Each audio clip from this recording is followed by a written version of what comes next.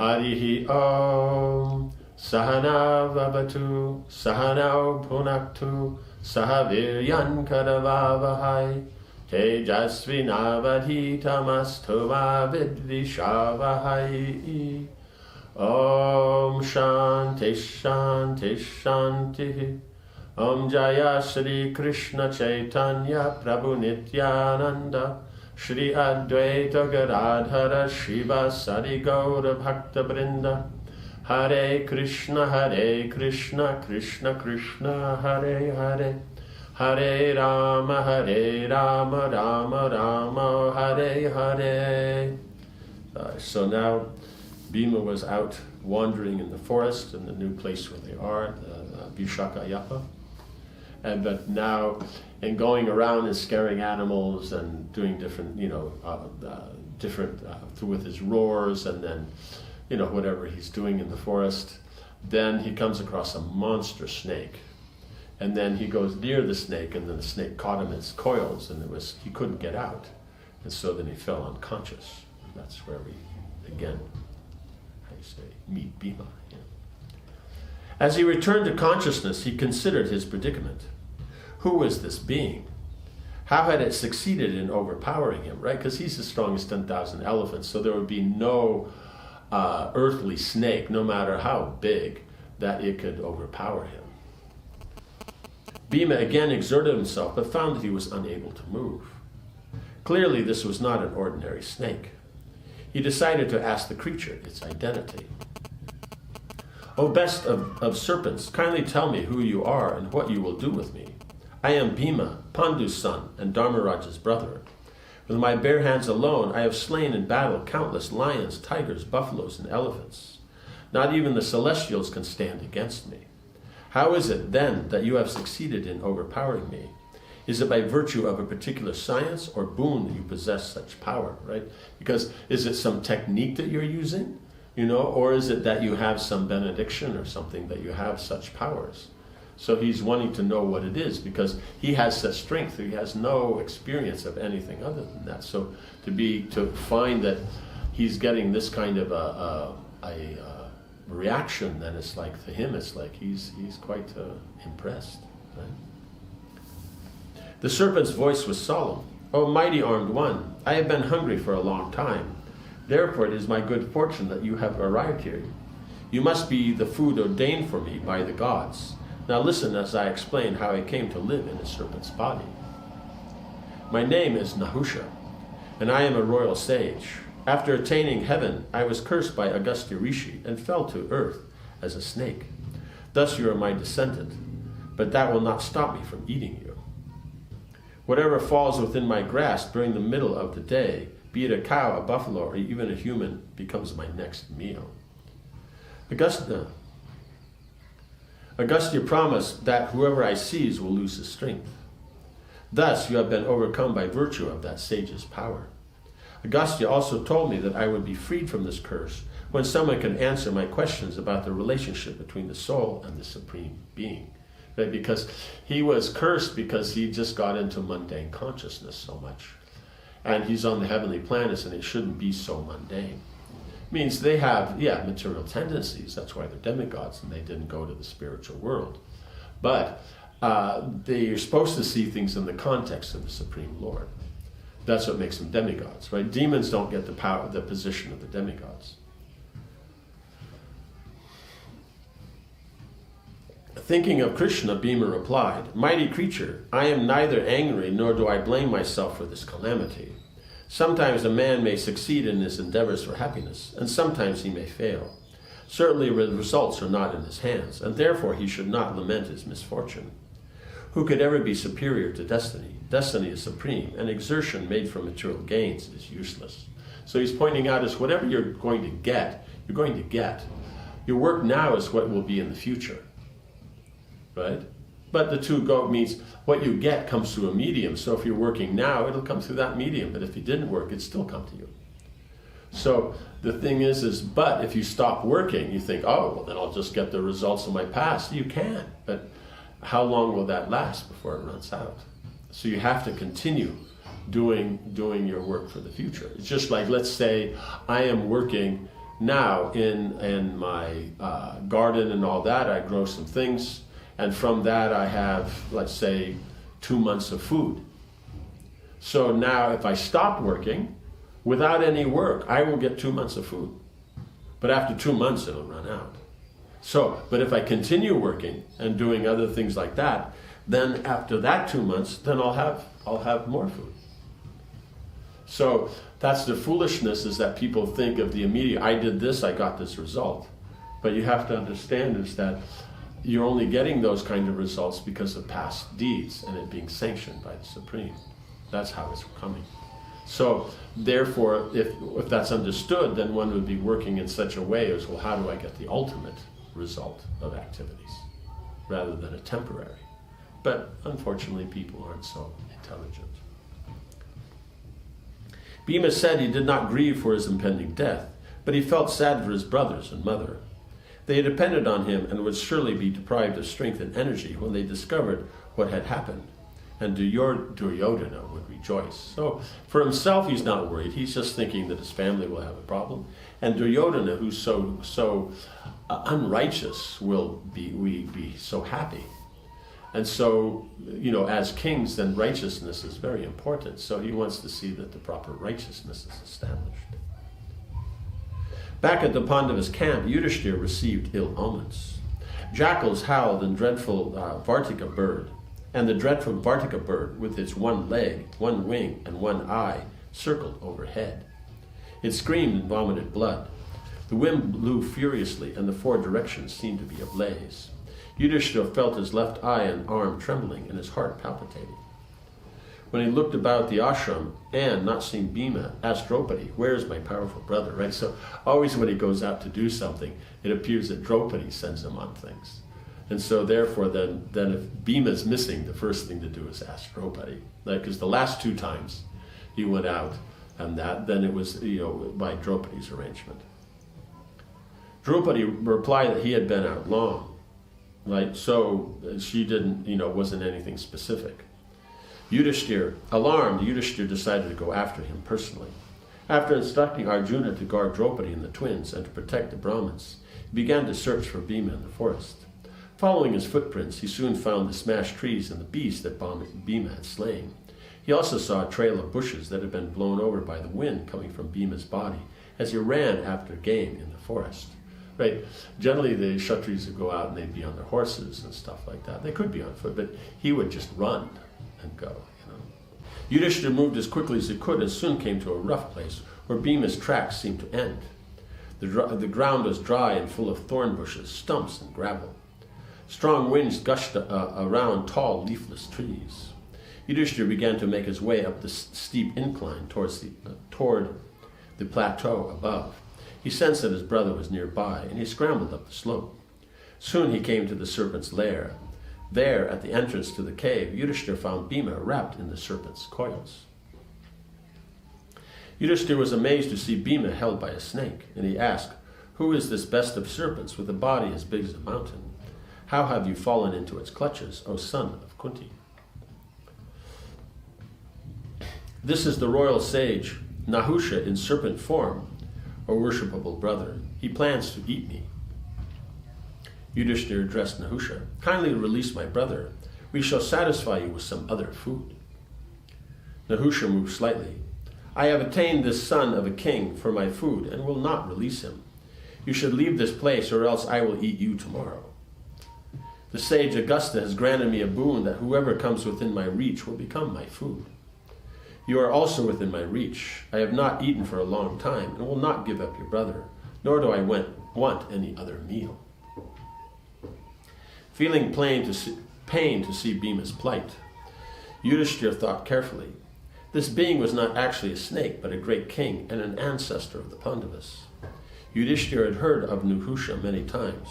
He had performed numerous sacrifices and become the emperor of the earth before finally going to heaven. After ascending to the higher regions, he must have been cursed to fall down again. Perhaps there was some condition to the curse. Because many times curses then, because generally when someone's cursed, they don't go, "Okay, that's all right."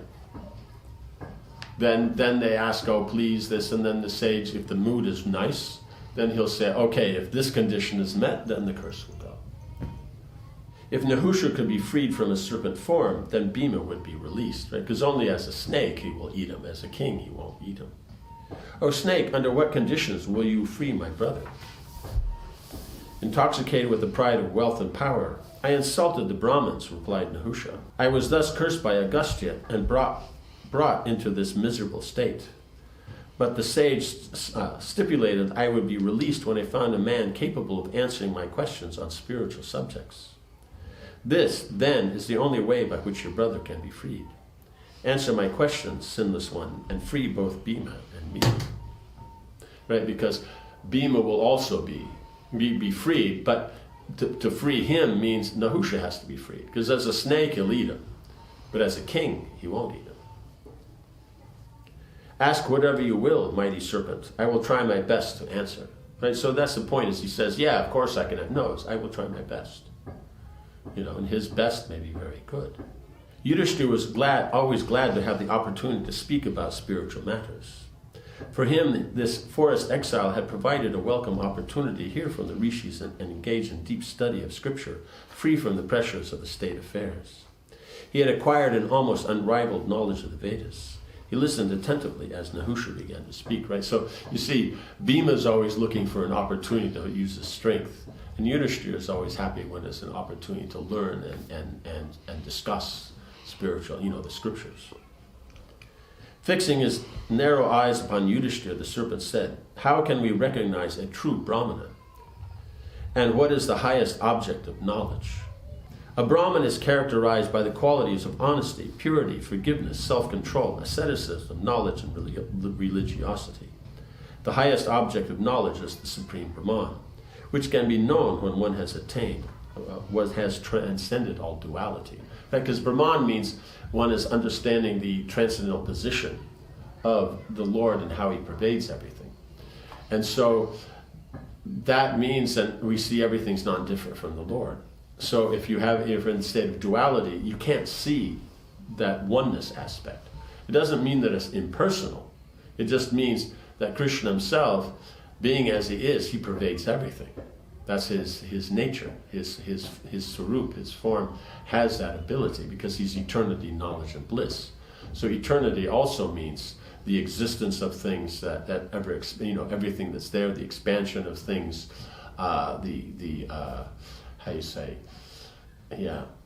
inherent qualities that will be there in objects, then the use, there are all these different aspects like that, time, all these different things are all included within that sat aspect of Krishna. And so to be able to appreciate that, you have to see that, no, everything is connected to the Lord. That's where we're giving, that's the duality we're giving up. And so in that, giving up that duality, then automatically heat, cold, nice, not nice, rich, poor, these don't bother you because you see everything from the transcendental position.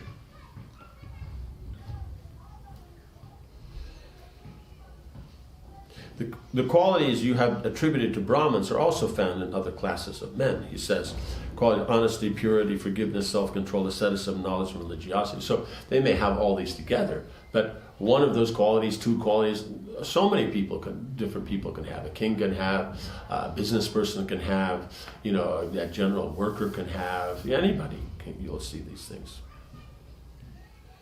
The qualities you have attributed to Brahmins is also found in other classes of men. Nahusha replied doubtfully, and how can anyone exist without experiencing happiness and distress, the basis of all duality? Because that's how it is. This makes me happy, this makes me distressed. It's the opposites will be like that. But if you give up duality, then there's no happiness and no distress. You're situated on the transcendental platform. Then you are that happiness connected with transcendence. Yudhishthira smiled. It seemed the snake was already quite knowledgeable and was testing him. If one finds these qualities in any man, then he should be known as a Brahmana, no matter what his birth may have been.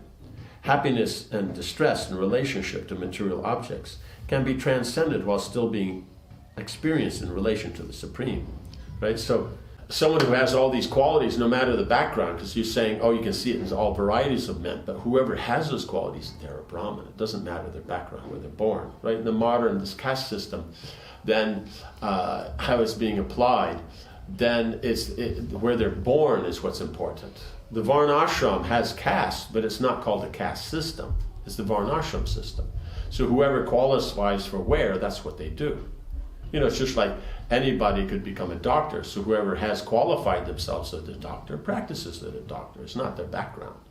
It's not only if he's born in a Brahmin family. Whoever is able to establish themselves as a doctor, then functions as a doctor. So that's what we see in the modern system. That's the Vedic system. So this idea is not only those born in Brahmin families, they can be Brahmins, they can do these things like that. Then that has come about by unqualified people because they're not qualified to be Brahmins. Therefore, they say it's by birth. Like that. Of course, you're born in the family of doctors. It's an advantage for becoming a doctor because you're always there. You see the mood, you see the discussions and all that. You're going to get that encouragement from the parents. So it may be an advantage to be born in a Brahmin family, but it's not the criterion for being a Brahmin. So Nahusha then was seeing this, right? And he's saying happiness and distress, then you can give up the duality of the material world, happiness, stress, by seeing happiness and distress in connection with the Supreme. It's something for serving the Lord, that's happy. It's not for serving the Lord, it's distress. Then you're not working on the material platform. Then continuing. Material emotions are perverted reflections of original spiritual feelings. So whatever is going on here, all the different emotions and natures and all that, they're perverted reflections of the original in the spiritual world. And so in the spiritual world, it's all connected to the Lord. While here in the material world, we connect it all to ourselves. So it takes on a different nature. We get distressed because the soul is spiritual by nature. So therefore, when they're in a condition where they're seeing things from the mundane platform, that's when they feel the happiness and distress of this world. Nahusha was satisfied with Yudhishthira's answer, and he asked him to elaborate further. What was the use of dividing society according to caste if such divisions meant nothing, right? Because you divide that, but he's saying it's not that it means nothing, right? It's that you have to, so that will be explained. In reply, Yudhishthira explained that due to the intermix of social classes, it's become difficult to ascertain a man's class. Only by examining his actual qualities could a man's class be known. Thus, society should be divided on that basis only, not by the basis of birth, right? Because so Nahusha is pointing out that by birth, then it's becoming very difficult to understand who's who in society, because in that then so much mixing of the different natures and all those things. Then you're ending up with, they don't act, if they're from the family of Vaishyas, they don't act like a Vaishya. They're from the family of Kshatriyas, they don't act like that. So Yudhishthira's pointing out is, you simply have to check the qualities. By qualities, now you identify what the object is, right? Because that's how anything you tell. How do you tell something's a chair? By the qualities it has. How do you tell what's fire? It has heat and light, it's the qualities. So only by seeing the qualities of something can you identify what it is. So in the same way, it's only by seeing the qualities then you can identify what someone's position in society is. Nahusha said, "Well, King, it seems you are clearly acquainted with knowledge. How then can I devour your brother?" It was obvious to Yudhishthira that Nahusha was himself highly learned. After all, he had once ruled the earth and ascended to heaven after being instructed by the sages. He thought it would be worth making inquiries from such a personality. Folding his hands and standing before Nahusha, Yudhishthira said, "I too regard you as one possessed of superior knowledge. Please instruct me, if you will, by what acts can one attain heaven?" Right. So now we're going to have a conversation where now Yudhishthira is asking questions of Nahusha. See, Nahusha knows the material things, all the piety, but he doesn't know the spiritual. Yudhishthira knows the spiritual. He also knows these other qualities. But as you see, he's studying the Shastra. He's always trying to improve the quality of knowledge because he has studied, he may have learned, but removing doubts is one step. Then practicing it and getting understanding is the second step. But then that maturing into realization, that's the third step. Right? So now we'll see how Yudhishthira's questions.